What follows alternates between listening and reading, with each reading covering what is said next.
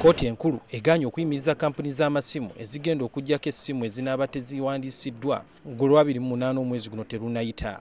Omulamuzi Eddard Wangusha ategeezezza nti balooya b'ebitongole ebyagala kkooti egiranga eyimiriza kampuni z'essimu okusaba kwabwe tebaakuleeta mu budde.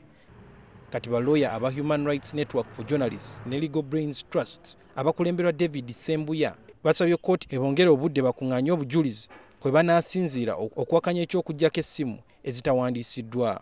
Basabye omwezi gumu basobole okubuna obulungi mu Uganda wonna nga bakuŋŋaanya obujulizi.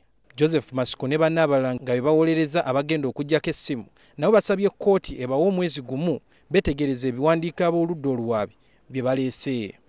UCC ennyini extending time ya digital migration ati sirowooza nti kino ate kyo kyawukana ku ekyo ekya digital migration ne global timeline eya switching off oba ey'okuggyako amasimu eri nga 2018.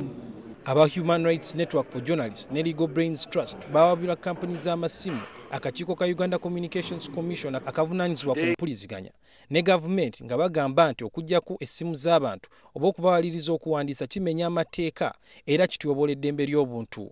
Omusango guliddamu nga 10 mwezi gw'okutaano omwaka guno. Suhail Mugabi, NTV, Akawungezi.